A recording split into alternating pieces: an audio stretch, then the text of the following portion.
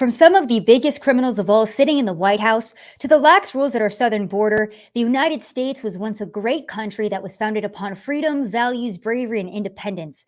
But we've quickly devolved into a country that is run by bold faced criminals who ignore the will of the people. From the Biden administration redefining what the term recession means, to the cartel making upwards of $13 billion thanks to Biden's open border policies, it's clear that we are a country that caters to crime. Thank you guys so much for tuning in to another episode of Rapid Fire. My name is Savannah Hernandez. I apologize that it's been a while since we've done a show. I've been traveling for the past week and a half, both to the border here in Texas and to New York City to show you guys what life is like in Democrat cities, show you guys what's going on at our southern border. So thank you for being patient with me as you've had to wait for the next show. Now, before we get into the news, please, of course, remember to follow me on Truth Social at Sav Says. The link is down below. And the reason why I, of course, ask you guys, if you're new here, to follow me on Truth Social is because my Twitter account is permanently banned, triple banned actually. And so Truth Social is where you can find my on the ground reporting. If you guys miss me, you missed the show, you want to see what I'm up to, go follow me on Truth Social so you can follow along with what I'm doing in live time. Also, please remember to follow me on Rumble. YouTube has censored 4 of my shows here on this platform, so it's more important than ever that you go follow me on Rumble, where my show will always be allowed to live. Also, please leave a 5-star review on Apple Podcasts. I will be reading 2 of them at the end of the show, and I read every single review that you guys leave. I'm very appreciative to everybody who has done that. I will be reading them at the end of the show from now on. So now that all of that's out of the way, let's talk about the complete and utter degradation of America. This is something that I have focused in on. And, I go back and forth between being black-pilled and then white-pilled, hopeful about the state of America and where we're headed, and then very upset about what's being allowed to prosper. And over the past week and a half, one of the most common themes that I have seen is that we are now a country that caters to crime. We are now a country that promotes destruction, promotes degradation, promotes degeneracy. And this is just normal for us. Now, I've been reading the essays of Thomas Paine because I really wanted to understand where the heads of our founding fathers were back in 1776 when this country was founded. I wanted to really understand the foundations of this country and the strong men that built it and that fought for it. So I was reading Thomas Paine's The American Crisis, again in 1776. I wanted to open the show with one of my favorite quotes right here. He says, "Tyranny, like hell, is not easily conquered, yet we have this consolation with us that the harder the conflict, the more glorious the triumph. What we obtain too cheap, we esteem too lightly. It is dearness only that gives everything its value. Heaven knows how to set a proper price upon its goods, and it would be strange indeed if so celestial an article as freedom should not be highly rated."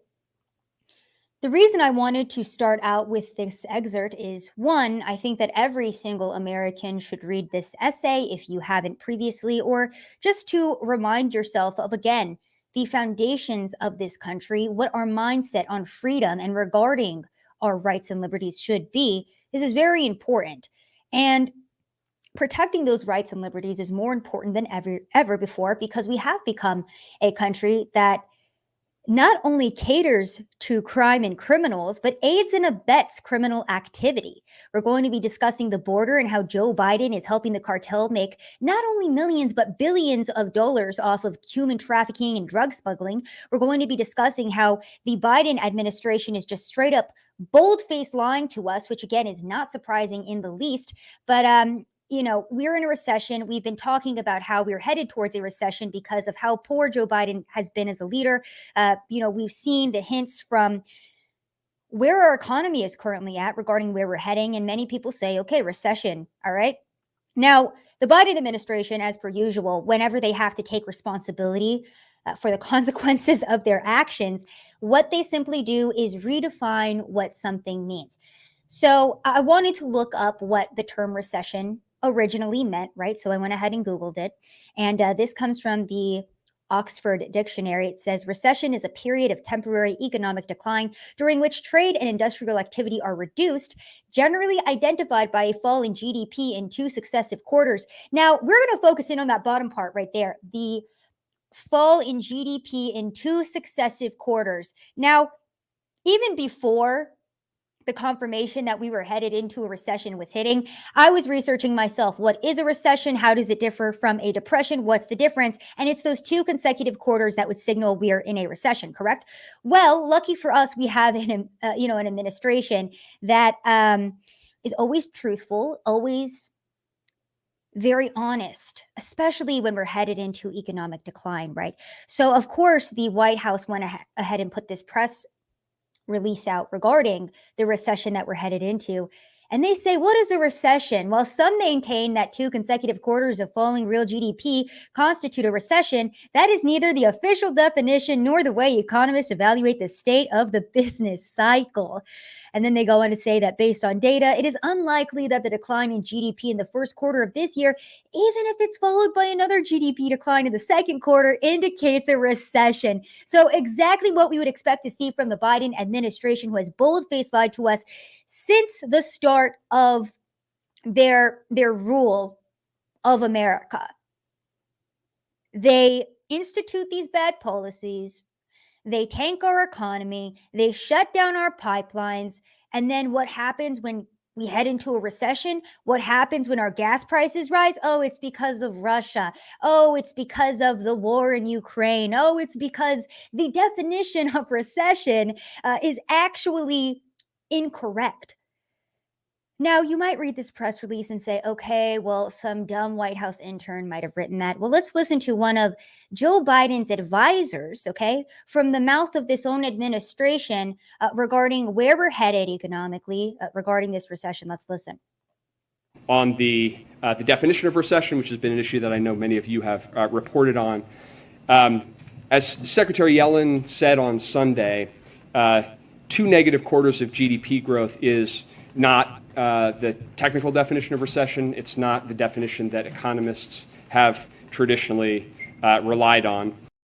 Except for that, it is the definition that economists have traditionally relied on. But luckily for us, we are living through one of the most truthful administrations that this country has ever seen. So what they're doing right now is actually telling us the truth that recession and what it's typically meant for decades is actually a lie this whole entire time, and everybody is just misinformed about that. But luckily for us, we have the Biden administration coming forward and correcting the record. Look, recession typically meant like a two-term decline in the GDP. But it was actually wrong for decades, and the economists have been lying to you guys the whole entire time. We're not headed into a recession, and forever in a depression under this administration. We're just going to go ahead and tell you that we're not, just like we've been doing with the baby formula shortage, with the open borders problem, and with the fact that the grocery store shelves are going empty. We're just going to go ahead and tell you that that's actually not happening. Tell you not to believe your eyes. Tell you not to believe your own ears when we are clearly hearing and seeing Joe Biden suffer from dementia on the world stage. We're just going to go ahead and tell you to completely ignore that. Okay, great. So it's very funny to me because so many political commentators are coming out and saying that Joe Biden trying to redefine what the term recession means is very Orwellian. It's very scary to see that this administration would do something like this. Oh my goodness. What do you expect from the party that redefined what the term woman meant? You think that this was going to stop with their fake science BS? Absolutely not. Now it's going into the economy. And there's actually a clip that came out from CNN where one of their pundits was saying, we can't fake this. We can't fake it. I should have had that ready for you guys for the show. But even CNN admitting the Biden administration cannot fake what is currently going on with our economy right now. Maybe you can fake what a woman is. Maybe that's subjective. And that's so funny, right? Everything in society is subjective. So, I mean, really, a woman is just what you feel. You know what's not subjective? People starving in the streets, our grocery store shelves going empty, gas prices rising. But the Biden administration will continue to lie to us about that. This is from Joe Biden's official Twitter account last week. Gas prices are declining at one of the fastest rates we have seen in over a decade. We're not letting up on our work to lower costs even further. Now, one of the most popular series that I've been doing lately has been going to gas stations and asking Americans about Joe Biden's tweets, right? Because Joe Biden tweeted out last month that the economy is doing great. And anybody saying otherwise is a bold-faced liar. The economy is doing great. Americans are saving more than ever. And now Joe Biden is saying that gas prices are also declining at one of the fastest rates we've ever seen in a decade. Keep in mind that Joe Biden shut down all these pipelines. We were previously energy independent, but now we are again dependent on a lot of these foreign countries, which is why Joe Biden is groveling to the leaders of these foreign countries for their oil right now, because we could be producing our own, but that's way too simplistic. No, instead, Joe Biden's just going to lie to us about how the rising gas prices are because of the war between Russia and Ukraine. And if you think that it stops there, absolutely not. They also have one of these beautiful charts for us. Joe Biden says, for American families looking for a little more breathing room, these savings matter. He put this one out yesterday, and it's a chart that says at current prices, the average driver will spend $35 less per month for one person or $70 less per month for a family with 2 cars than they would if gas prices stayed at their peak. So Joe Biden pushed gas prices up to their peak with his bad policies. But luckily for you, now that he realized that that was a horrible decision to make and Americans were getting pissed off because they couldn't afford gas, he drained our strategic oil reserves, which are not supposed to be used to lower gas prices, by the way. I'm pretty sure they're supposed to be used in an emergency when we're in a war. But that aside, Joe Biden's draining our strategic oil reserves to lower some of those gas prices, and now telling you that they're decreasing in the fastest rate that they ever have in a decade. That's like somebody putting you on a nice boat and then shooting a hole in the side of it. And when everyone starts drowning, being like, oh, well, here's a life vest. Great job. There you go. Why are you complaining? You could have been dead in the water, but we gave you a life vest. Yeah, you could have been on the nice fancy boat that we just shot a hole into the side of. Don't ask us why we did that, but don't complain because we gave you a life vest. So there you go. Same thing. Joe Biden absolutely tanking our economy, destroying America as a whole. We've seen it time and time again. And for Joe Biden, too, saying that, gas prices are rapidly declining. Per AAA, they say that today's national average is still at about $4.30, a little bit over that. And I wanted to look at what the prices of gas were under Donald Trump. And of course, typically we see this with many of, these mainstream media articles and with Google. If you type in what was the price of gas under Donald Trump during this period in his presidency, the first articles that pop up are fact checks that read, were gas prices really $1.86 when Donald Trump left office? And I wanted to bring up this fact check because even in this fact check by USA Today, Trump apparently said gas was $1.86 when he left office. And these fact checkers saying actually the national average price of gas during the week when he said it was $1.86, it was actually $2.38, or about 28% higher than what he actually said. And the reason I bring up this article is because it's absolutely hilarious to me that even Donald Trump being incorrect at the price of gas and the fact checkers trying to say actually it wasn't $1.86, it was actually $2.38. The price of gas is double that under Joe Biden, as he is currently bragging about how gas prices are declining. So just to give you guys a little bit of a refresher there for you on what gas prices looked like under Donald Trump. I had never seen dollar gas prices in my entire life. I saw them for the first time under Donald Trump. Even the fact checker saying, oh, well, they were $2.30 under Donald Trump, so they were 28% higher. That is still 2 times less than what it currently is under Joe Biden.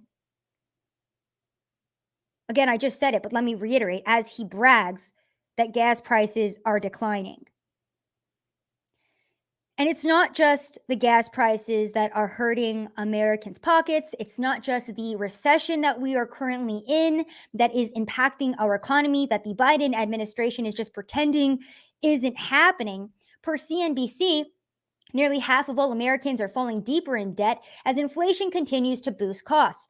With inflation hitting a 40-year high in June, Americans are struggling to keep up with rising prices and putting less money aside for emergencies or long-term financial goals.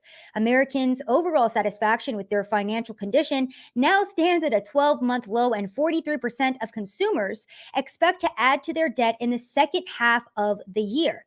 It goes on to talk about how higher prices have taken a a big toll, obviously, how this economy, aka Joe Biden, has produced the highest inflation rate since 1981. And you know what? I can't blame Joe Biden for that, actually, because we do have to remember that Donald Trump was also complicit in printing out billions, or was it trillions of dollars under COVID with all of those stimulus plans. What did we think was going to happen when we printed out billions of dollars that are not backed by gold, that are backed by nothing, and then we flooded our economy with a worthless dollar? What did we think was going to happen? Right here, my friends, right here. So apparently 40% of consumers cannot put any money at all into savings. 19% said they had to reduce their savings rates.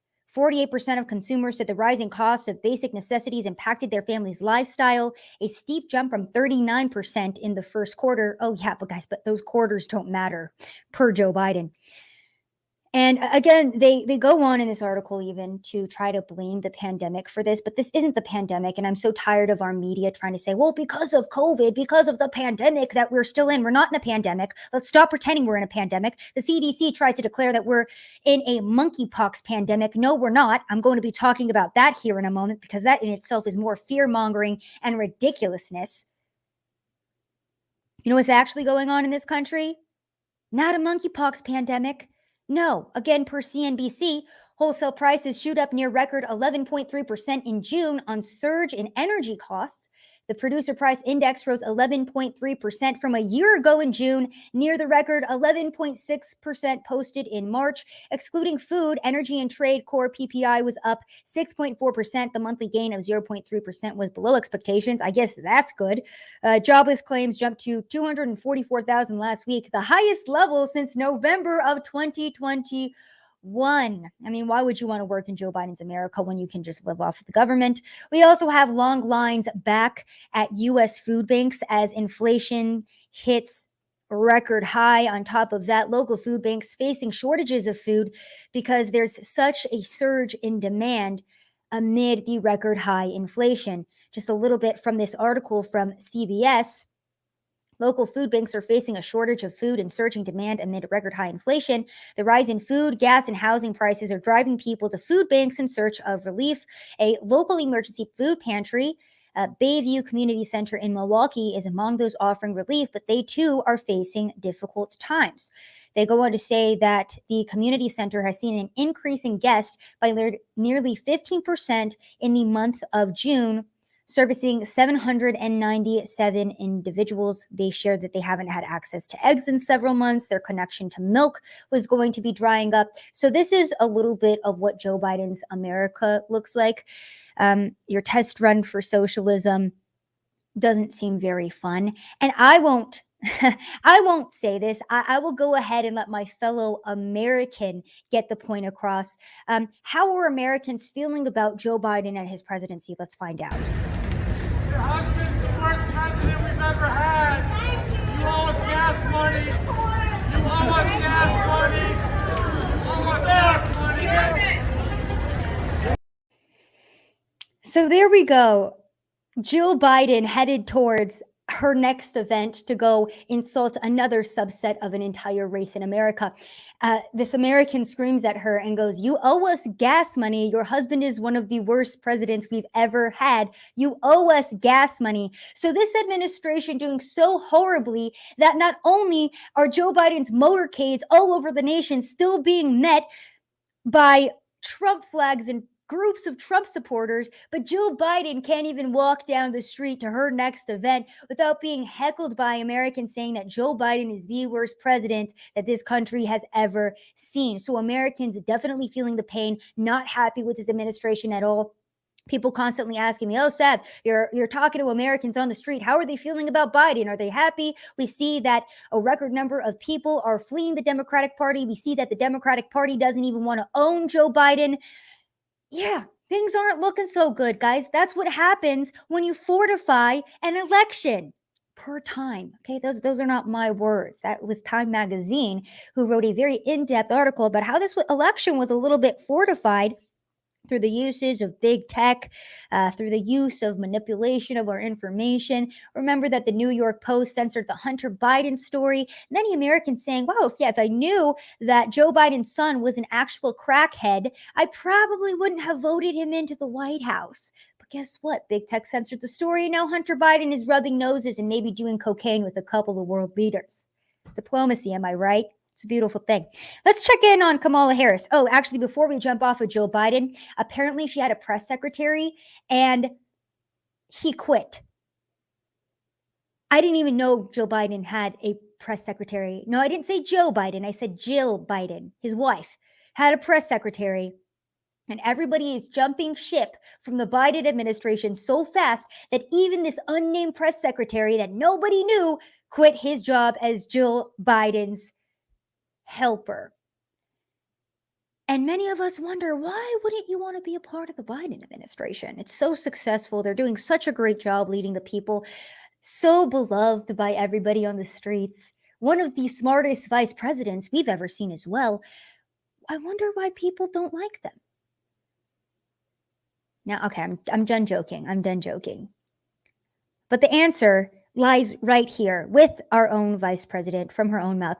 She came out with this today, with this statement, and this right here perfectly encapsulates why nobody likes this administration and how they're focused on every single issue except for the real ones that matter and are impacting real Americans. Listen to Kamala Harris today. Oh, by the way, too, for my podcast listeners, she's wearing a big black face mask. I don't know, maybe she's going to get monkeypox. Who knows? I guess we're in a pandemic for that. Kamala Harris, seeing her track record, should probably be a good candidate for that. So, maybe she should be scared of monkeypox. I don't know. She's wearing the face mask. Is she scared of COVID? Is she scared of monkeypox? Nobody can tell. Listen to Kamala Harris. Good afternoon. I want to welcome these leaders for coming in to have this very important discussion about some of the most pressing issues of our time. I am Kamala Harris. My pronouns are she and her. I am a woman sitting at the table wearing a blue suit. And these are our leaders. We have the Vice President of the United States masked up in 2022, the middle of one of the hottest summers we've seen, wearing a face mask,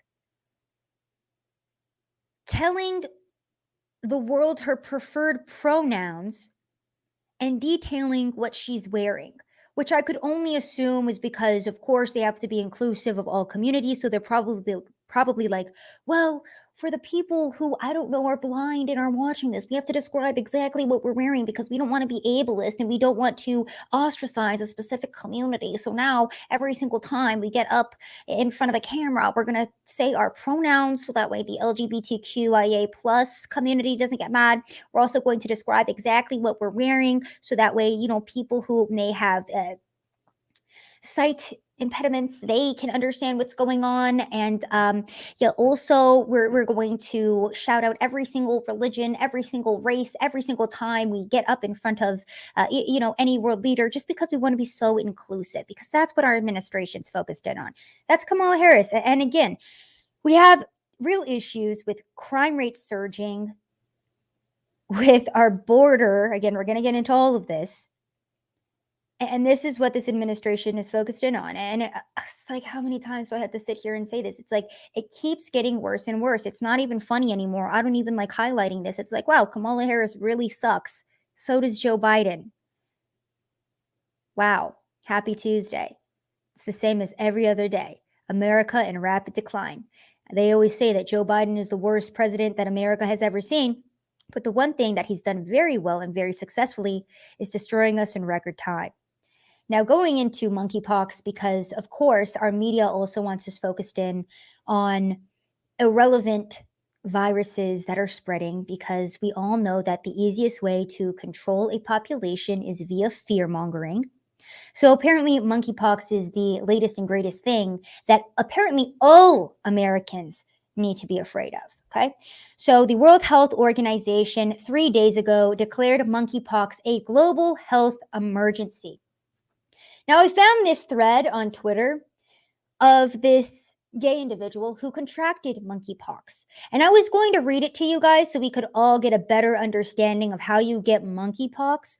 But unfortunately for me, too many people in the right wing found his thread and he deleted it and he took his account private. So I'm going to give you an example of one of the excerpts from this thread. And this was like a 5-10 tweet long thread, but this is one excerpt from it. I'm going to censor it for you because I like you guys. So this is from Babe the Pig Boy, who again says he contracted monkeypox, and of course it's the government's fault. He says, so I attended the orgy, had a great time, guzzled a metric F-ton of human piss. I think I had sexual contact with around 15 men, similar to the orgy on Saturday, had a great time, met some great people, then stumbled home, super drunk. And he goes on this long thread about how after all of this, he contracted monkeypox. So apparently 98% of the people being affected by monkeypox are a part of the LGBTQ community, but the World Health Organization and all of our medical officials are telling us that this is something that all Americans need to worry about. When I was in New York City, there was also a protest against monkeypox. I don't know how you protest a virus, but the LGBTQ community was out in full force to protest because the government apparently isn't supplying them with enough monkeypox vaccines, and they're upset because they can't have more orgies and have as much sex as they want to. Keep in mind, this isn't just like, sex between couples. This is promiscuous sex and orgies. These people are literally out protesting because they're upset that they can't be involved in unprotected orgies in New York City.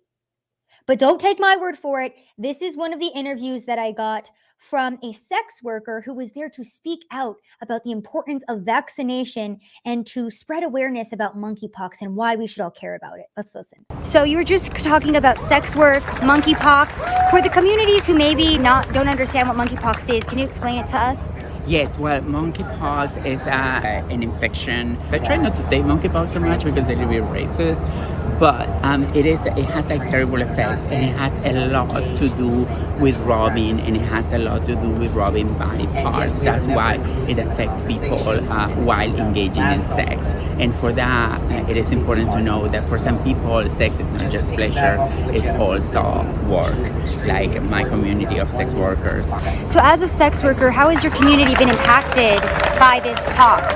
Well, it is being terribly impacted in the fact that many of us are very scared, right? And because of that, we are making decisions not to work. So are people in the community having a lot less sex, would you say, because of the fear of monkeypox? Unfortunately, a lot of people are choosing not to have sex. But for sex workers, that's not a choice at times, because that depends if you eat or you don't eat. So that creates like a whole mental health issue, let's hear it for Jennifer because you are dealing with extreme anxiety while working. Imagine like if you were working in a donut place, right, and you have to live with anxiety of getting something all the time. That's our life. Okay, so I don't know how in the course of 1 minute and 38 seconds I captured everything ridiculous about this virus. One, apparently the name is racist. I think it's more racist to tie monkeypox to a racist connotation. I think that just goes to show more than anything what you personally think about certain communities. That's on you. This sex worker also highlights that they're literally upset because they can't have sex and be degenerates. Like, I'm just going to be very honest with this, okay? If you're scared of monkeypox, then stop having promiscuous sex and stopping involved in orgies. It's really not that hard. But we've come to a place in America and we've come to a place in society where telling people not to have disgusting promiscuous sex with 15 men in a room, it's just, that is so bigoted. You can't say that. You just can't say that. Now let's look at the qualifications or the eligibility for getting a monkeypox vaccine. So unless you meet all of the following criteria, you are not eligible to be vaccinated for monkeypox. So these are the 3 points. You have to be gay, bisexual, or a man who has sex with men and or transgender, gender nonconforming, or gender non-binary, you have to be 18 or older, and you have to have had multiple or anonymous sex partners in the last 14 days. So you have people in the streets of New York City protesting because they're upset that they don't have access to a vaccination that they need because they've had sex with multiple people in less than 2 weeks. That's what the LGBTQ community in America is focused in on. And I think about this often because I do go to the border and I talk to the migrants and I'm like, what did you see? What did you do? A lot of them are like, oh, we saw a rape. We saw a murder. We saw trafficking. My family got kidnapped by the cartels. We're fleeing Venezuela and Cuba because of the oppressive government, because of socialism, because of a destroyed economy. It was horrible over there. You go to the border. And it was funny because I went straight from Eagle Pass to New York City. And then you go to New York City and you talk to the LGBTQ community and they're like, we are just being so impacted because we cannot be in orgies.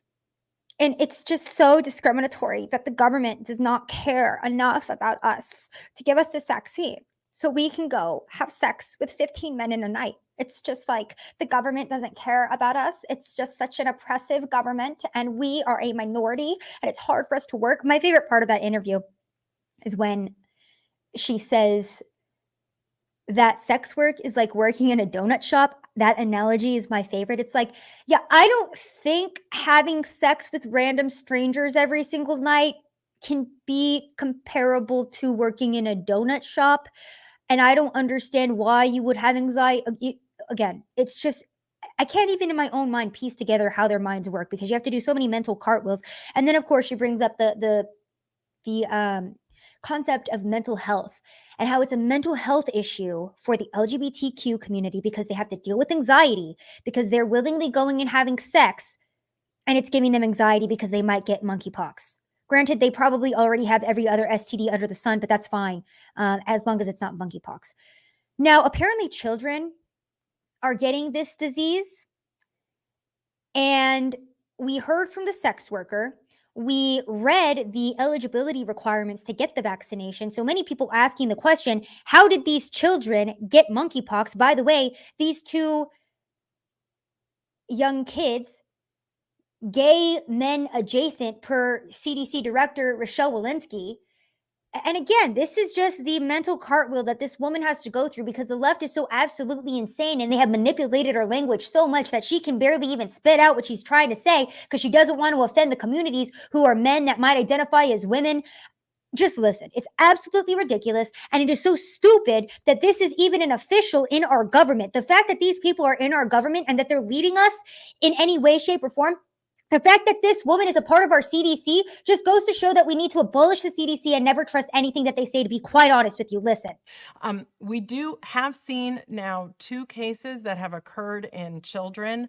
Both of those children are traced back to individuals who come from the men who have sex with men community, the gay men community. And so when we have seen those cases in children, they have generally been what I call adjacent to the community most at risk. So word salad coming out of her mouth because she doesn't even know what she's trying to say. The gay men, the kids adjacent. So this is the director of our Center for Disease Control. And you want me to have faith in these institutions when this person can't even adhere to basic language regarding this virus? When our scientific leaders and officials can't even use real scientific terminology to straight up say, yeah, the gay community should probably stop having gay sex because it is the LGBTQ community that is being 98% impacted by this. And the 2 children that got this were gay adjacent per the CDC director. But they can't say that because they don't want to hurt people's feelings. And that just goes to show and highlight that our government is so far gone and science is so dead and non-existent in this country because they're trying to capitulate to these mentally ill people. That just goes to show how far gone we are, truly. I was talking to one of my friends because he thinks that I'm crazy. because I think that the COVID vaccine was a giant money-making operation and that big pharma profits off of keeping people sick. He thinks that I was an idiot. He thinks that I was crazy for it. He's trying to debate me. We debated it for a couple hours. And I sit back and I watch clips like this and I'm like, so that's the director of our CDC, of the CDC. And you want me to think that big pharma, that our medical officials, that these 3-letter agencies like the World Health Organization that covered for China at the beginning of COVID-19 care about us and they're not trying to profit off of us and these communities? But I'm the idiot. Now, the World Health Organization, actually being truthful for once, per the Gateway Pundit, WHO admits everyone who receives a monkeypox vaccine is part of a clinical trial to collect data on its effectiveness. Now, I wish the CDC, the World Health Organization, or any of the other people who were pushing the COVID-19 experimental vaccine on us were as honest. But unfortunately for us, we're not a protected class like the LGBTQ community, so we just get experimented on blindly. So the WHO coming out and admitting that, you can go watch this video if you'd like. It's so funny too. I was going to pull it in, but I was like, I don't even want to listen to this. But WHO also reaffirms men who have sex with men are the most at risk by the virus, yet gay men. And you think that if the World Health Organization actually cared about these communities, they would come out and say, stop having gay sex, but they won't because they don't care about that community and they don't want to hurt people's feelings because they don't adhere to real science. And if they did, they would put people's lives and trying to stop people from getting the virus at the forefront of this instead of putting people's feelings at the forefront of this. That just goes to show you more than anything how deadly this actually is. So that's the CDC and the World Health Organization trying to give guidance on monkeypox. The World Health Organization being very honest with what this vaccine is. It's a clinical trial. It's experimental. Just know that before you take it. But again, the average person was not granted that truth. They were not granted that option. They were not granted that right to know that they were being experimented upon. And we see this every single day in negative side effects tied to the COVID-19 vaccine. And that's why 3 of my rapid fire shows were deleted off of YouTube for medical misinformation because I was coming forward and saying that, yeah, the COVID vaccine doesn't work. It's ineffective.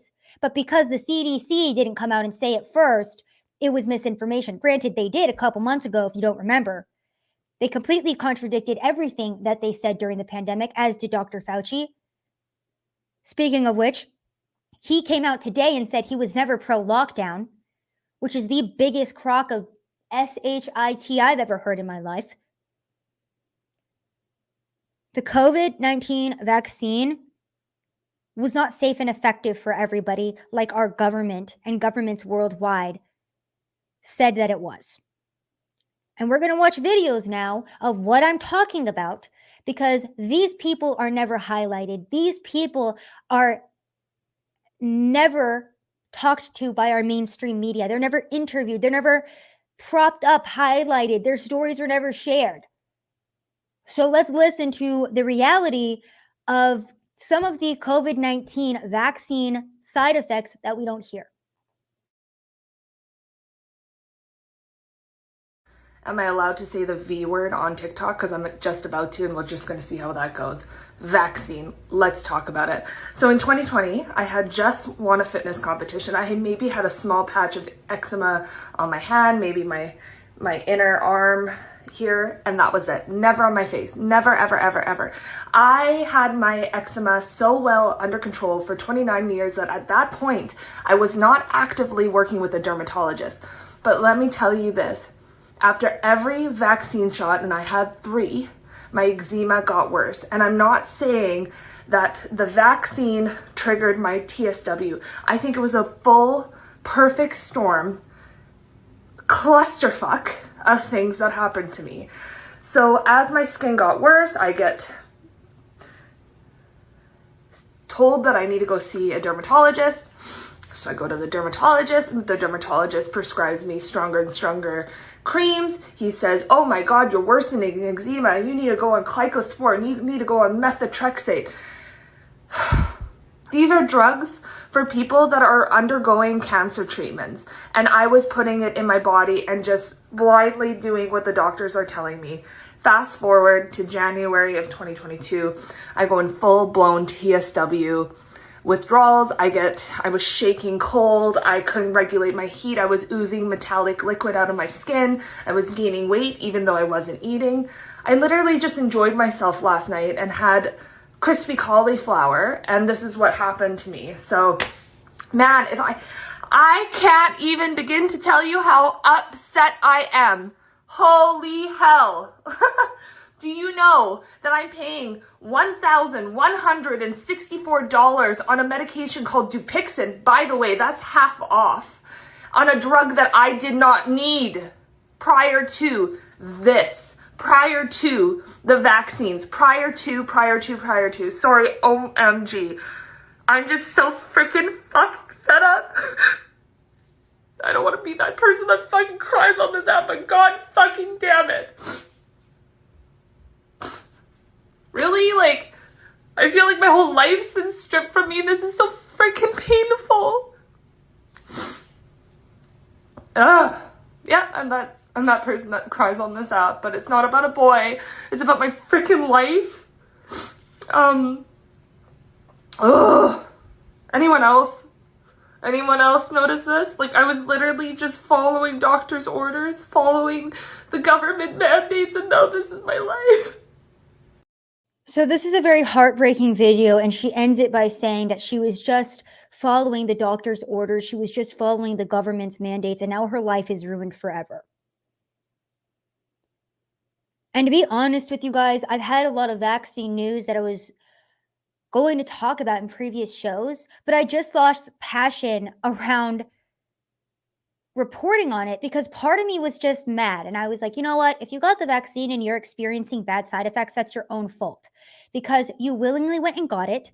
And then I remembered and I realized a lot of people didn't willingly go and get this vaccine. They were forced into it by a corrupt and tyrannical government that forced them out of their jobs, forced them out of their livelihoods. We still have military members, police department members that are being forced out of their job because they're not vaccinated because of an experimental vaccine for a virus that had an over 99% survival rate. None of those statistics change.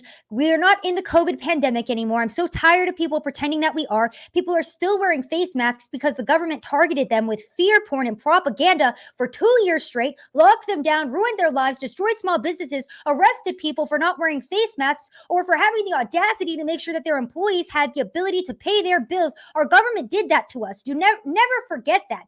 Never forget what our government did to us. Never forget the fact that the government was arresting people for going and surfing alone on the beach. Never forget that the government was filling up skate parks with sand so that young boys could not go out in the sunshine where viruses would have died, by the way. The viruses can't live in the freaking heat and sun. The government did that to destroy people's lives, not to protect them. If the government wanted to protect people, they would have been pushing hydroxychloroquine. They would have been pushing ivermectin. They would have been pushing these cocktails, okay, of medications that would have prevented people from going to the hospital and being on ventilators, but they didn't do that because the government does not care about you. And we see that every single day with the inflation rates, with the open border policies.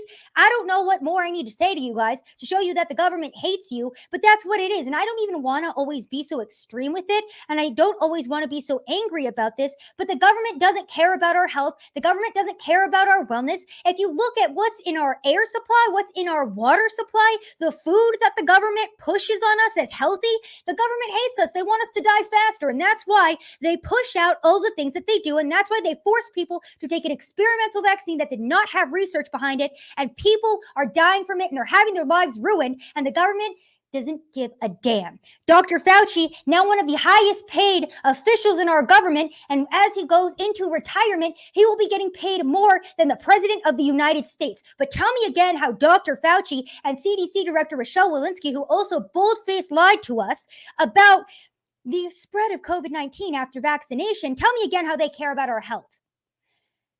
Now, the reason I'm so fired up is because I've also been following another account called Answers for Sean. This was a young boy, I believe he was 11 years old, and all he wanted to do was play hockey with his friends. And because he wanted to play hockey, because he wanted to get back to his normal life, like the majority of Americans who took the vaccine did, he died. This man lost his son, his young son. The government did that. COVID didn't do that. The lockdowns didn't do that. The pandemic didn't do that. The government did that. Listen to this video of what the COVID-19 vaccination is doing to people. And to be quite honest with you guys, I'm treading on some fine lines here with YouTube. But to be quite honest with you, the truth matters more to me than this YouTube channel does. And it's this truth that has been hidden from people as to why we are seeing so many of these side effects, which is why we're seeing healthy athletes just collapse and die, but everyone just says, oh, that's normal. Oh, you're having a heart attack? It's probably because you're in the sun too much and it's super hot outside. Blood clots are actually very normal for people in their early 20s. This is a video of the father who lost his son to the COVID-19 vaccine. Listen. And you can begin when you're ready. Hello, good morning. Good morning. My son played hockey. His name is Sean Hartman since he was 8 years old. And he took a year off for COVID, and he got extremely bored sitting in his bedroom. He decided to go back to hockey this year. And to do that, he had to have a vaccination to play hockey. He got his first shot of Pfizer on August 25th, went to the hospital on August 29th with a bad reaction. He got sent home with only a prescription for Advil. He had a rash all over his neck and face and brown circles around his eyes. They sent him home, and on the morning of September 27th, his mother found him dead on the floor beside his bed. And all he wanted to do was play hockey. So I'm just wondering really how safe this is and why no deaths are being reported. You're talking about numbers and ICUs, but nobody ever talks about deaths. And it is happening more than anyone knows. And it's just being denied and silenced. And I have a Twitter page called Answers for Sean, which has 7,500 followers who are all wondering the same thing as me. What happened to my son? He had an autopsy done in Toronto. That came back cause of death unascertained, which only 2% of deaths have that conclusion. The only thing they found was a slightly enlarged heart. So I questioned the coroner, well, is that not caused from the vaccine causing myocarditis? They're saying there was no myocarditis. I sent his autopsy report to a second well-known pathologist in Canada who wants to remain anonymous for fear of losing his job. He told me the vaccine did kill my son. I don't know who I can believe anymore. I have to go the rest of my life either thinking there's no cause of death. So there you guys go. This man lost his son who simply wanted to play hockey. And keep in mind, too, that there's still a large portion of Canadians who can't even leave their country if they're not vaccinated. They're being held hostage right now by Justin Trudeau, who, keep in mind, is tied to the World Economic Forum and Klaus Schwab. But let's not venture down that rabbit hole right now. This is what the COVID-19 vaccine is doing to people, and this is what our government forced on us and governments worldwide have done to the people. So to anybody in this chat, anybody who ever watches this show that thinks the government cares about you, that any of these three-letter agencies, the World Health Organization, the CDC, have our best interest in mind, explain those for me. Explain those two stories for me, and there's many more like it, many of which are on my website, savsaysofficial.com, and we can continue all day long. This is a story that was shared on Twitter by a husband and a father who says, the vaccine caused my immune system to produce antibodies that activate platelets, which then clot. Doctors don't know if we'll ever stop producing them, so I may live as a blood clot risk for the rest of my life. Losing some intestine was actually the easy part for the doctors to treat. So you have so many tweets like this, right? And of course, people can say, oh, well, it's just a random tweet. Like there's no, you don't know if that's credible or not, okay? A lot of people love to say that. And it's like, So it'd be great if maybe journalists or the mainstream media would go and interview some of these people who are saying they're experiencing severe vaccine side effects to see what is true and what is false. Because right now, we're having to rely on the VAERS database, which conveniently as well, anybody can go and they can submit a report. And so people on the left say, well, we can't look at those statistics. We can't look at the VAERS database because anybody could go submit a report. So how do we know if this many people really do have myocarditis now? How do we know if this many people really did just suddenly die for no reason? Remember that sudden adult death syndrome was something that our media just happened to say was a huge thing. Wake up, people. Look what's going on and look what the government did to you. And I just wanted to remind you guys and put the fire back into your bellies regarding what the government actually thinks about you and why we need to listen and remember the mindset of our founding fathers who, again, fought for this country based off of not wanting to be taxed by the British. Now we have an entire tyrannical government that is force injecting us and forced us into lockdowns for 2 years that we did not need to do, destroyed our economies, printing money and flooding our economy with worthless dollar bills, inflation rates record high. The government hates you, and I don't know what more I can say or do to highlight that. But I'll keep giving you examples. Let's look at Dr. Barbara Ferrer. She is the one who announced that mask mandates would be returning to LA County. What you're looking at right now is a video of her partying with 70,000 people at an all-star game with no mask on. So she's one of the health commissioners in LA County that looks like a walking zombie. No, I'm not joking. Go look her up for yourself, Dr. Barbara Ferrer, and you'll be like, oh, damn, she has not seen sunlight in about 10 years. That is terrifying. So she's announcing that LA County may bring mask mandates back.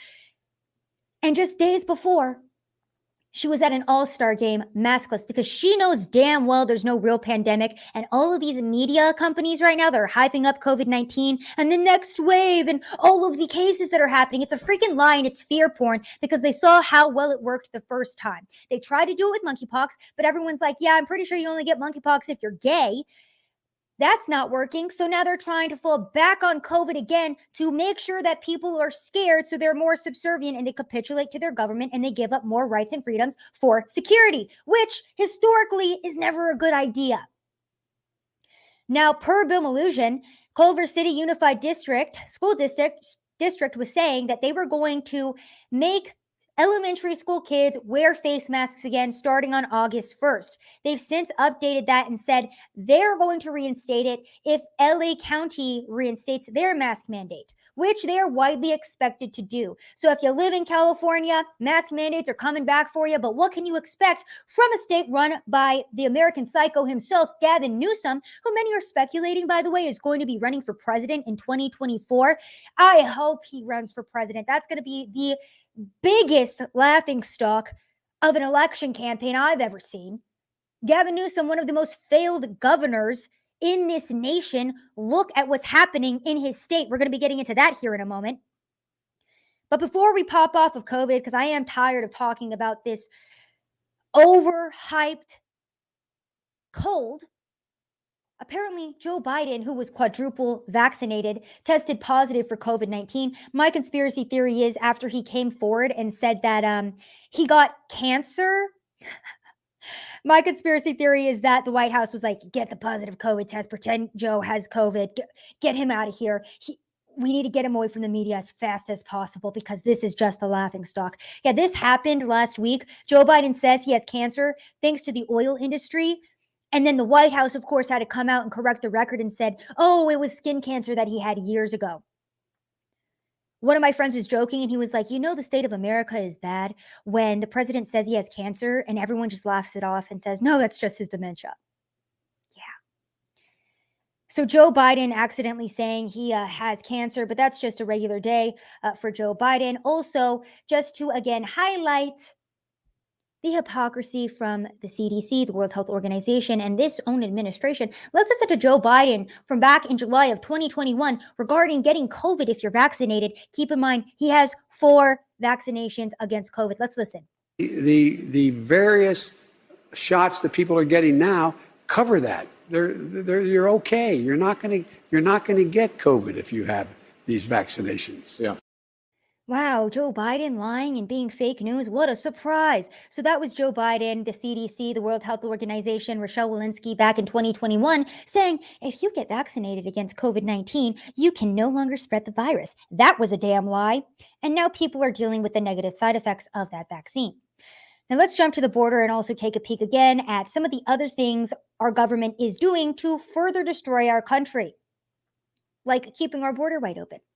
Now, remember that at the beginning of Joe Biden's administration, the cartels were telling migrants that the border will be open when Biden takes over. This came from a Texas Democrat. This is from Fox 8, and they wrote this article back in 2020. I remember the cartels basically celebrating when Joe Biden got into office because, and I went and interviewed the migrants myself, okay?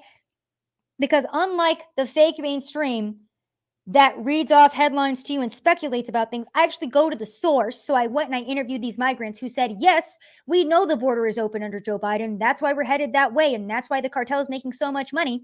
So on top of the cartels celebrating when Biden got into office because they knew they were about to make bank, just to give you guys a quick update on how that's going for them, per Breitbart, New York Times, cartel gets $13 billion a year from Joe Biden's welcome for migrants. The cartels and coyotes are earning $13 billion a year by delivering economic migrants to U.S. workplaces via President Joe Biden's welcoming border agencies. The current revenue is 26 times larger than the $500 million the cartels earned under President Donald Trump's low migration policies, according to the July 25th report. The key news is buried in the 14th paragraph, of course, long after the lead's focus on a 2014 smuggling crime. For years, independent coyotes paid cartels a tax to move migrants through territory they controlled along the border. The criminal syndicates stuck to their traditional line of business, drug smuggling, which was far more profitable. That began to change around 2019. The acting deputy director at U.S. Immigration and Custom Enforcement told Congress last year the sheer number of people seeking to cross made migrant smuggling an irresistible moneymaker for some cartels, he said. The enterprises have teams specializing in logistics, transportation, surveillance, stash houses, and accounting, all supporting an industry whose revenues have soared to an estimated $13 billion today from $500 million back in 2018. And again, that's according to Homeland Security investigations. So, Joe Biden aiding and abetting criminal activity. I wouldn't even be surprised. I mean, we saw him and his business dealings via his son Hunter Biden with Ukraine, with China. I wouldn't be surprised at this point if he was working with the cartels as well. You know, maybe 10% for the big guy from that 13 bill. So on top of the cartels making money off of this administration via the open border policy, just to give you guys an idea of what some of those numbers look like. Per Department of Homeland Security sources, there have been over 500,000 known gotaways at the border since the fiscal year of 2022, which began on October 1st. So we're not even finished with this fiscal year yet. We have already reached 500,000 gotaways. This eclipses the over 380,000 gotaways Secretary Mayorkas reported in all of fall of 2021. Approximately 900,000 gotaways since the fiscal year of 21 began, bigger than the population of San Francisco, and that comes from Bill Malhusian. So we have almost 9 million illegal gotaways. And what I want to point out too with the gotaways is these are oftentimes the people that don't want to be apprehended. Now, when we go to the border, when you see my footage of all these people crossing over en masse, those people want to be apprehended. They want to be processed. Some of them want to seek asylum. Others are just tired of walking and they want Border Patrol to come pick them up. The people that don't want to be apprehended, a lot of these gotaways are drug smugglers, cartel members, human traffickers. They are people who have a record already here in the U.S. and have been previously deported for sexual assault, murder, amongst other crimes. So almost 900,000 at this point.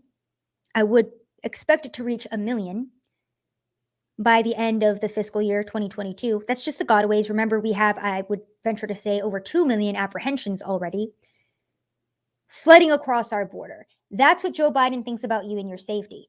Here's some footage from Bill Malhusian as well. This comes from a week and a half ago of gigantic groups being led across the Rio Grande by a human smuggler. And we see these groups coming every single day. Usually it's about $10,000 per illegal immigrant that the cartel gets across the border. And that's not a guarantee that they're even going to make it across the border.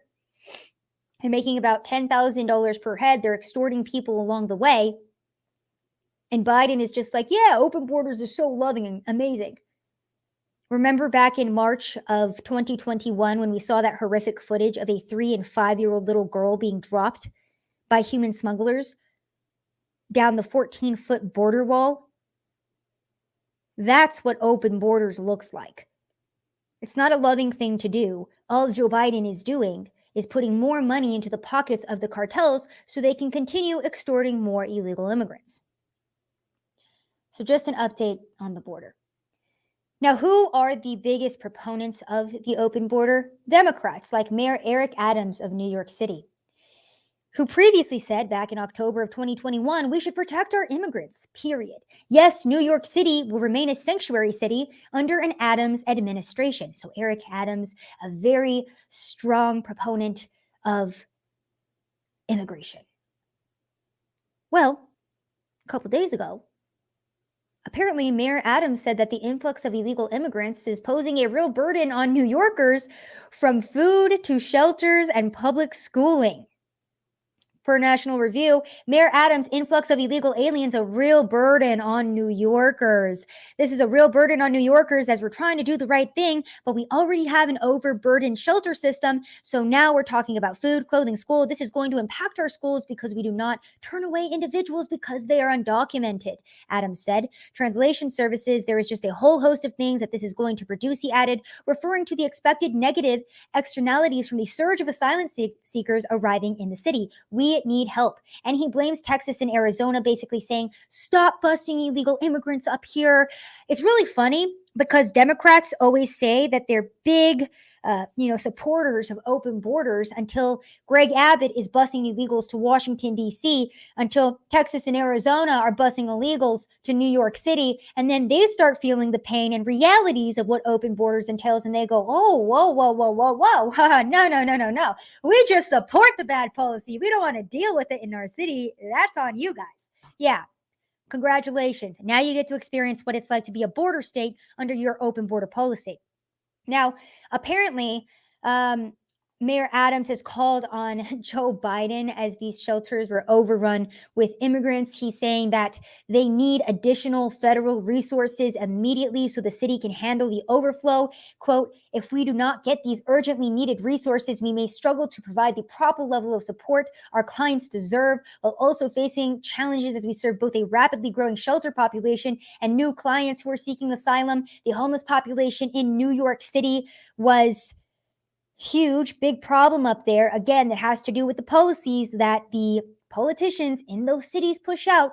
And New York City Mayor Eric Adams, again, trying to find solutions by saying that he plans on housing 3,000 illegal immigrants in hotels after they overwhelmed homeless shelters, demands taxpayer cash from Biden to help.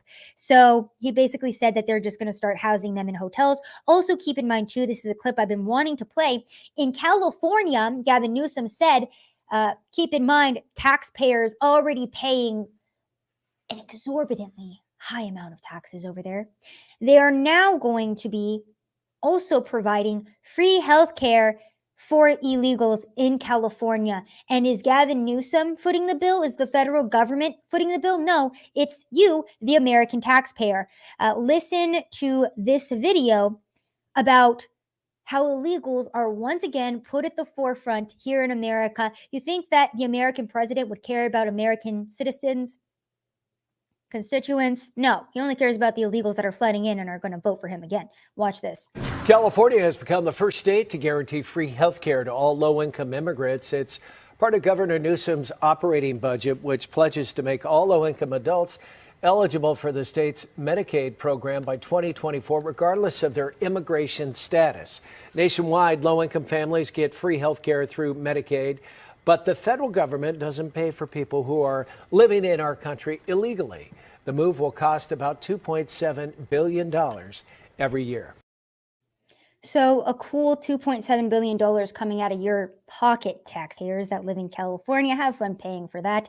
Also, again, just to highlight how we are now a country that is catering to crime, with our open borders policy comes a lot of sex offenders crossing our border. This is a story from last week. Del Rio Sector Border Patrol agents arrest 2 sex offenders, one of which was a child sex offender. From the New York Post, man charged with raping, impregnating that 10-year-old girl in Ohio entered the U.S. illegally. He has since been indicted on that charge, and his name is Gerson Fuentes, who apparently comes from Guatemala. He was arraigned last week. His bail was set at $2 million, and it was funny because the left took a hold of this story, and they were saying, oh, this 10-year-old girl had to cross state lines because she couldn't get an abortion. And they entirely omitted the fact from that story that the person who raped her was an illegal immigrant that shouldn't have been here in the first place.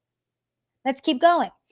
Again, from Bill Malusian, this is a story about Ruben Beltran, who is a pedophile who was imprisoned in 2004 for raping and sodomizing a 6 and 8-year-old sister and brother. He had a parole hearing yesterday, and the victims had to face him without an LADA prosecutor because George Gascon, the DA in Los Angeles, loves criminals and hates the people he's supposed to be protecting. So I'm pretty sure, again, he was somebody that should not have been here in America. Feeding into, again, what happens when you have open borders. The American people are greatly affected by it. There is a huge surge in crimes. A lot of these illegal immigrants, and remember what happened too with Afghanistan, because we were taking in all of the asylum seekers. A couple of the people who came over here seeking asylum raped children. Some of them saying, oh, it was a cultural norm. We didn't know that we couldn't do that here. Sorry. So on top of this being an issue, and actually maybe he wasn't an illegal immigrant here. Let me make sure that I'm being correct with this. He's just a disgusting pedophile who has been in jail. And the reason why I wanted to talk about this anyways too was because going into California and Los Angeles, this is what this state is allowing to happen to the victims of this pedophile. George Gascon, under new reforms, said that prosecutors are not allowed to go to the parole hearings for these criminals. And the families are blindsided because they're basically having to argue against parole for these horrific people who should be in jail, and they have no legal help, and they feel like they've been abandoned by the DA. Let's read this real fast. Los Angeles Deputy District Attorney who successfully prosecuted the case against a pedophile who raped and sexually assaulted a brother and sister when they were children will be barred from attending the man's upcoming parole hearing as part of new DA George Gascon's reforms, and the mother of the victim is outraged. In the early 2000s, Beltran raped and assaulted a young girl when she was 6 and a young boy when he was 8. Beltran was a friend of the family and took advantage of their trust. The victims, now successful adults, both spoke with Fox 11 Wednesday night. They went on to say that they were so young and that he moved in to help repair the home. He turned into a monster. He raped the children. The mother said that the perpetrator is a serial rapist, a child rapist, and he doesn't have any preference for sex, age, race. He's a dangerous person. Constance, the mother, says she was stunned when she recently received a letter from the state notifying her that Beltran would have his first parole hearing on March 11th. The shock was made even worse when the family learned that under DA George Gascon's reforms, their prosecutor won't be allowed to attend the parole hearing, and the family will be left to argue against his release on their own. The brother is quoted saying, somehow the responsibility is in our court to protect society, and that's simply not how it's supposed to work. There's every element of protection for him, this violent monster criminal, and very little protection for us, the sister said. The mother sent Gascon a letter pleading with him to reconsider his blanket policy, and they never heard back. So these families now not getting representation at these parole hearings where the criminals who brutally attacked them or their family members are being potentially granted parole. They now have to argue against that. And on top of that, to make matters even worse, Gascon is also going to be disbanding the unit that notifies victims of their assailants' parole hearings. So on top of the prosecutors already not being able to go to these hearings, now the victims may or may not even be notified that these criminals are potentially getting parole. LA County DA Gascon is disbanding a group of victim advocates and prosecutor and the DA's office who notify victims and their family members about their assailants' parole hearings, sources tell Fox News. The parole unit, also known as the Lifer Unit, will be disbanded by the end of the year. The move comes after Gascon has banned prosecutors from attending parole hearings, and his office said that notifying the victims can be triggering to them, and it bogs down resources, and then ultimately it's the responsibility of the California Department of Corrections and Rehabilitations. So they basically just go, we don't need to do this. It's a waste of our resources, and we really don't care if the victims are, one, not represented, and they have to argue against criminals being released, the same criminals that violently assaulted them, and they have to go and confront that person without any help from the state. Now, on top of that, they may not even know if that parole hearing is being held. So very sad here. And also, again, just to correct the record, I thought that Ruben Beltran from that first story was an illegal immigrant. However, I had just placed it directly after the border news, so apologies. Just want to correct the record on that front because we're not fake news here, and when we make mistakes, we correct them. But still ties to how, again, California is putting illegal immigrants and criminals above law-abiding constituents. Very sad to see. And by the way, who paid to get George Gascon into office? Oh yeah, George Soros, who, the same group that he funded, the Open Society Foundation, spent $40 million to elect 75 progressive prosecutors over the last decade, meaning 1 in 5 Americans now live in areas covered by his criminal justice reformers. And every single time we hear stories about a George Soros-funded prosecutor, district attorney, they're always the worst of the worst. One of the district attorneys is the guy who let the mass murderer Darrell Brooks, the guy who went and murdered all of those people in the Christmas parade in Waukesha, Wisconsin. Yeah, I believe that was in Wisconsin, where the Christmas parade murder happened. Yeah, that DA was funded by George Soros. Gascon, who is making sure to aid and abet criminals and make sure that they can get out of jail as fast as possible, funded by George Soros. I want to play you guys too a couple of videos of what America as a whole looks like right now. And again, just really show how we're making life as simple as possible for criminals. This is an individual who is fighting police officers in the subway. Apparently, he choked a cop, and he was back out either the same or next day. Watch this video. Okay, I don't have any sound under it, so just kidding. But what you guys are seeing, if you are a podcast listener and you don't get the visuals, are 2 individuals that are just wailing on these cops. And you know what? This is just a normal, everyday sight in New York City. You can go punch a cop. You can go choke out a cop.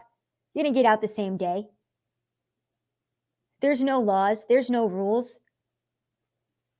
You think the governor, the Democratic governor, the Democratic mayor of New York City care, or New York State care about you at all? No. They care about keeping criminals out on the streets, terrorizing law-abiding citizens. This is the same city where Kathy Hochul was trying to say concealed carry is not a constitutional right. Same city where people are getting stabbed, raped, attacked, murdered every single day. So that's the East Coast. Let's go over to the West Coast and check out Portland, one of the most shining examples of progressive policy and inclusivity and what it looks like when you allow the homeless to run rampant and you allow criminal activity to run rampant. This is what the homeowners in Portland are experiencing right now. And I'm living in a nightmare neighborhood. It's really scary. For years, these neighbors have been watching the city's homeless crisis spread across parts of Southeast Portland. Now it's right outside their front door. I want to cry. I just want my house back. Christina Hartnett lives on 80th and Powell, where a majority of the campers stay. My lawn is now becoming a public bathroom. She fears leaving her house just to go to work. And it is scary when you have grown men meth raging in your driveway. The last thing I feel safe doing is going out and saying, hey, can you please move so I can go to work? Calling the police in city is an everyday chore with little reward. So far, no one has come to help us. Central City Concern Clean Start crews assessed this site Thursday. It was one of about 1,900 other campsites reported just this week. In the past 10 days, they found 272 encampments that pose a greater health and safety risk, which is why they haven't removed the camps in this neighborhood. But just getting the city to come out and assess it has been a full-time job. I have to report from like four different bureaus, and then I have to report that report to a report, and then I have to report that report to a second report, and it's the only way to get any kind of traction. I feel like nobody hears us. Nobody cares about us. This mother didn't want to be identified on camera, afraid of retaliation from those living on the streets. She rarely lets her children outside to play. It's very sad, because they're just kids, so they want to play. I don't know where they're coming from. Tess has lived in this neighborhood for 35 years. These boards now cover her front door windows after they were smashed by those living on the streets. So again, this is a video that we could continue to watch, and they're talking to these local residents and listening to their heartbreaking stories about how they're scared to go outside of their own front door to go to work because the homeless are doing drugs on their front lawn and publicly defecating. And that's what Democrat policy gets you. That's what voting for the Democrat policy gets you. That's what these progressive policies get you. How much farther do we need to go with this? How much farther do crime rates need to rise for people to learn that these people should never be in power? From the Gateway Pundit, because if you think that this was, an issue that was going away anytime soon, nope. Michigan City decriminalizes public urination, defecation, and littering for equity. The city of Kalamazoo, Michigan has now decriminalized public urination, defecation, and littering to be more equitable. Small business owners in the area had voiced their opposition to the effort, but of course their concerns were ignored. And on Monday, July 18th, the city commission unanimously voted to reduce the offenses from a misdemeanor to just a civil infraction. So if you want to go ahead and poop in the street, maybe litter a little bit, obviously, the reason why they decriminalize these things is because it oftentimes leads to a better tomorrow for everybody, a better, cleaner America. Just kidding. I just went to New York where I saw a naked woman on meth flashing people, where I saw poop in the streets. I went and I talked to the locals over there, and I was like, what is the craziest thing you've ever seen?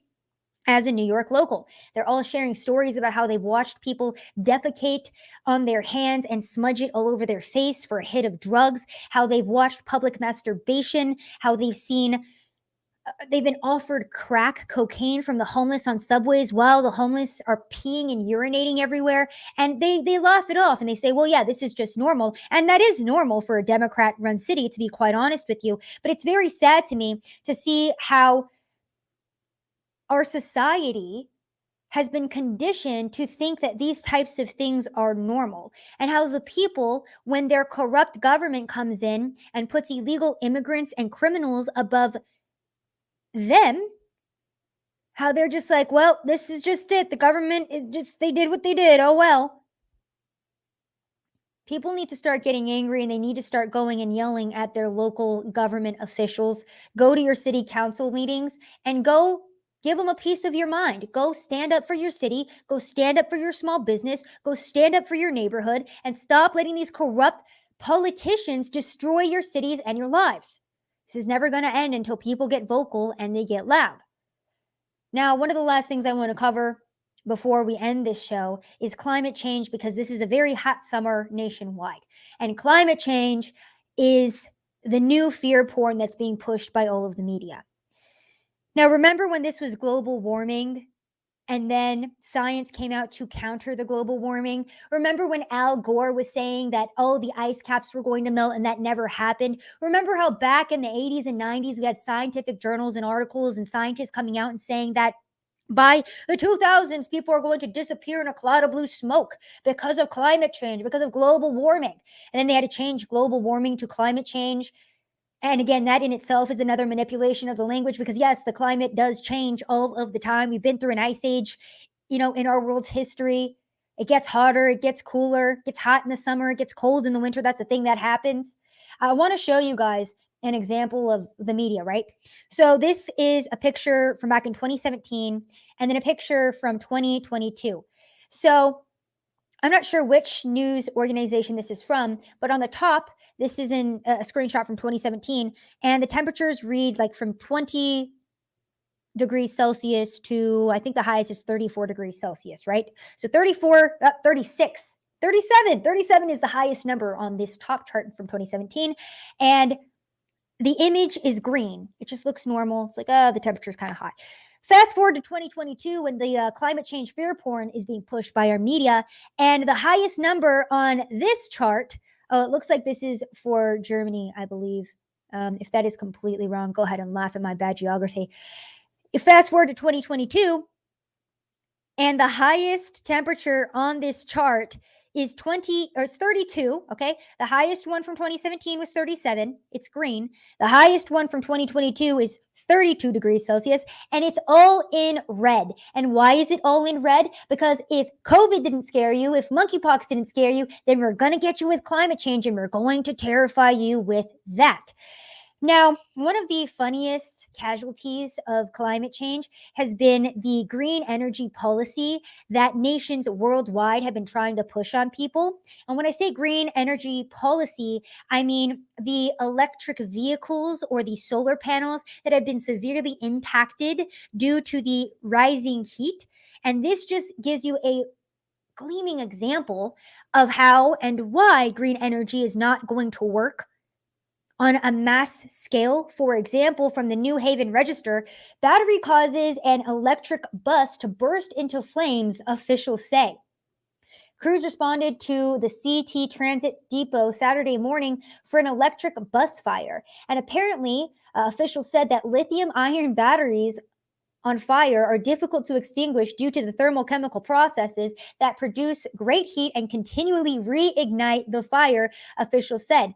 Exposures were protected at the scene. 2 transit workers were hospitalized as a precaution after being exposed to the smoke, and a firefighter was also taken to the hospital to be treated for heat exhaustion. So this electric vehicle burst into flames because the battery could not handle the heat. This happened one day after the Connecticut governor required all future state vehicles to run on electric power. This is from the Gateway Pundit that says the incident comes after Governor Ned Lamont announced a new state law that requires Connecticut to transfer all state vehicles to electrical power. On Friday, Lamont joined state agency officials, legislators, and environmental stakeholders on the New Haven Green to highlight the enactment of Public Act 2225, a new law that includes a number of actions that will allegedly help reduce greenhouse gas emissions from the transportation sector to improve air quality and health outcomes for Connecticut residents. So the day after this, a battery-powered bus burst into flames because of the heat.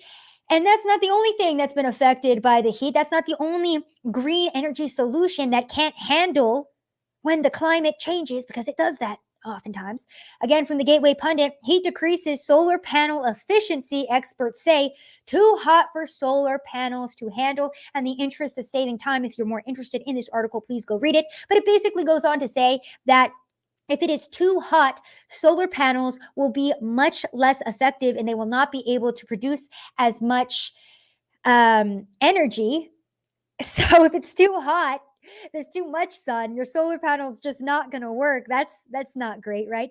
And then also in this article, it does talk about as well how people think solar panels protect the environment, but they require 300 times as much land as conventional energy sources. And now the Los Angeles Times has discovered that they could contaminate groundwater with toxic heavy metals such as lead, selenium, and cadmium.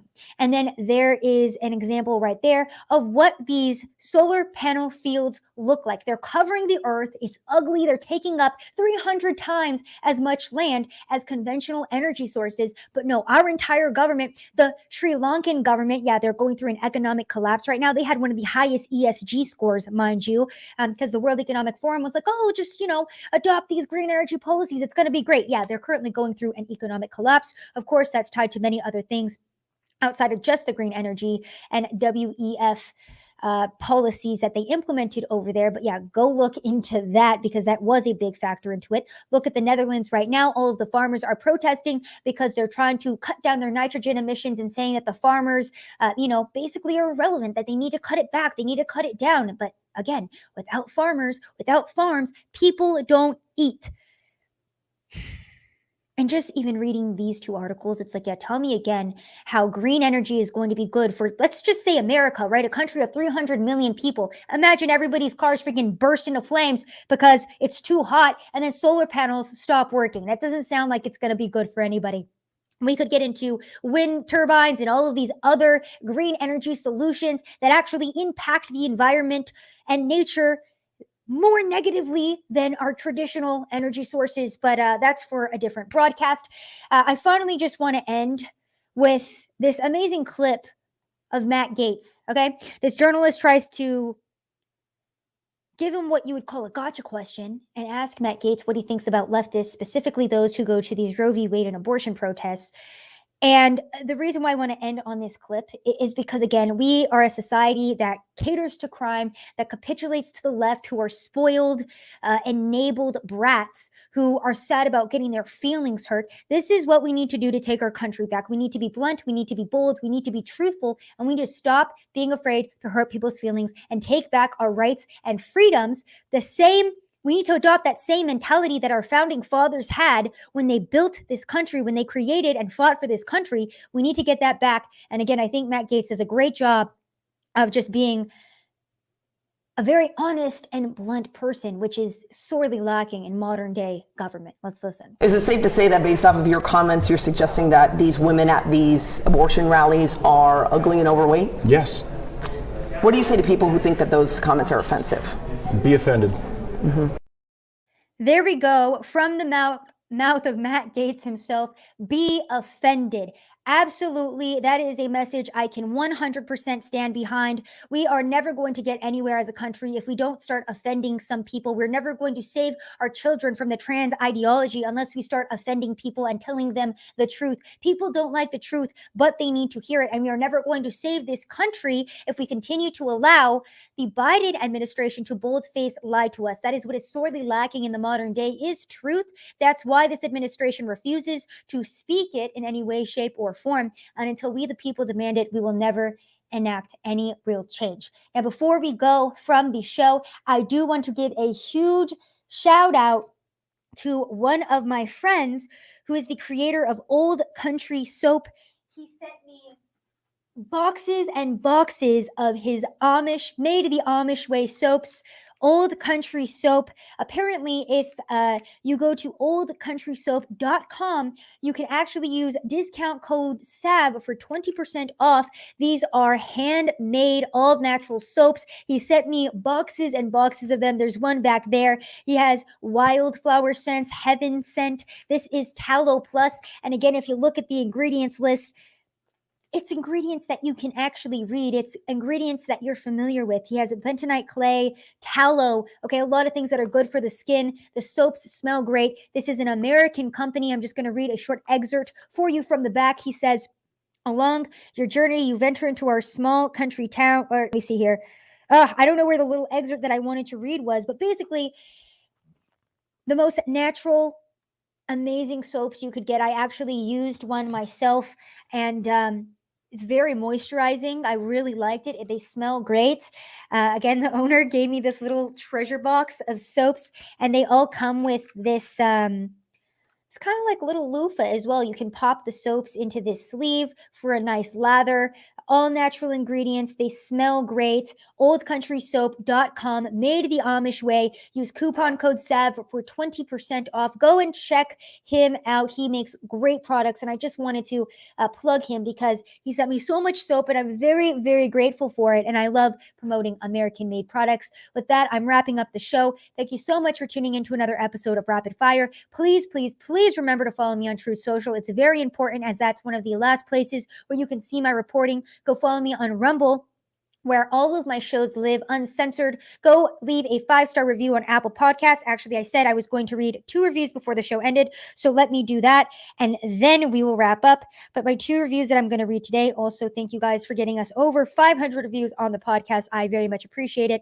The review we are going to read today says, I salute you. Thank you for speaking truth into this insane suicidal world. Praise God. God be with you. SJ Connerly at Yahoo. Thank you, SJ. And then we have, for the love of bass, actual reporter, passionate about her profession and gives you the real story. Thank you guys so much for leaving those reviews. I will start reading 2 reviews at the end of every single show. So if you would like your review read, go leave a 5-star review on Apple Podcasts. Or if you don't like Apple Pod, you can also find the show on Spotify, Podbean, Google Play, anywhere podcasts are streamed. Go listen to the audio version. Like and share this video. Thank you so much for tuning in, and I will see you next time for another episode of Rapid Fire with Savannah Hernandez. All right, guys, thank you for tuning in. I'm so glad that we were able to get all of that out. Long show today, but I really had to make sure all of that was said.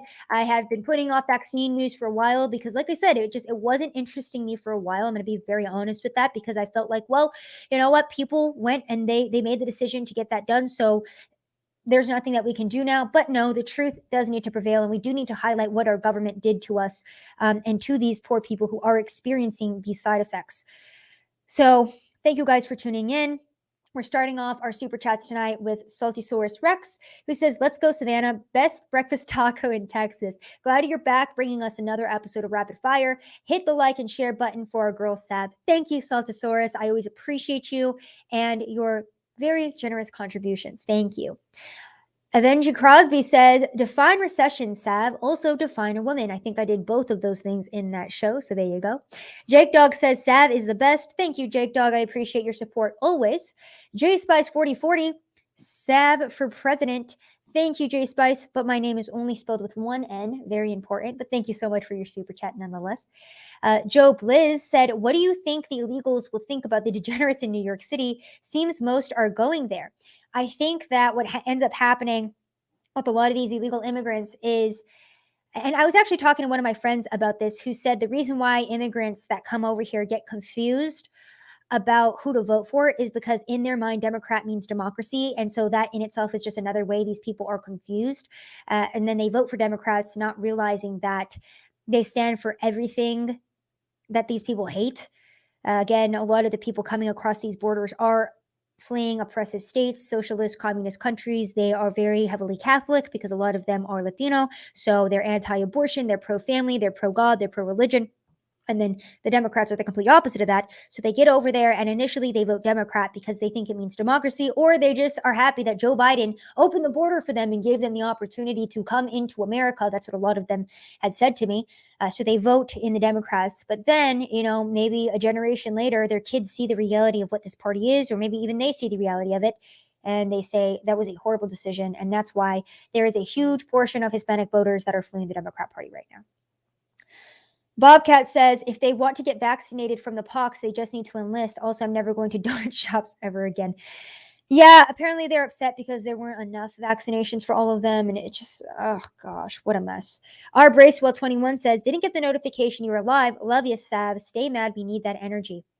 Glad you still made it to the live stream. Yeah, YouTube will do that to you guys. Remember, I also live stream on Rumble as well. If you don't want to support YouTube, I also live stream on Rumble. Ashton says, keep doing what you're doing, Sav, because you're truly great at it. Your fiery epic rants are my favorite, and why have a girl crush on you? LOL, love you, chick. P.S. Please come visit Slightly Offensive soon. Thank you, Ashton. I appreciate the super chat, and I appreciate all your support. You're great. Retromeister says, San Diego Comic-Con returned this past weekend. Only it's required that those going need to show their Vax Pass and wear masks in the event. So basically, the left holding social events hostage again. Yeah, not surprising. That's why you boycott those types of events, and you boycott. Why would you want to be around those types of people anyway? They're all losers. Battle Elf says, now she trained with Professor X, the X-Men. I don't know if that's in reference to Battle Elf, but thank you for the super chat. Joe Blizz says, asked my doctor about the vax, 0 risk from COVID. He agreed I didn't need it, but should just get it over with for the lockdowns to end. And then he just said a laugh. Yeah. That's the medical industry for you. Yeah, just do it. Just do what the government says so we can all get out of lockdown. Yeah, we're never getting out of lockdown. They're trying to lock us down again. They're trying to implement face masks again. Yeah. J Spice sends in a super sticker. Thank you, J Spice 4040. Freedom Doc, I also see your super chat. Thank you for the support. Michael Sedeno says, I finally messaged Savannah Hernandez. We love you, Savannah.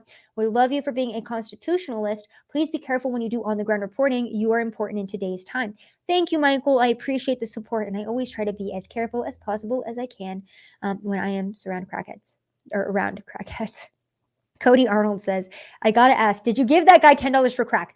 No, I didn't. I literally told him, I was like, I can't give you $10 for crack because I'm a Christian woman and I cannot enable your drug addiction. I'm sorry. And then he followed me around for like 10 minutes.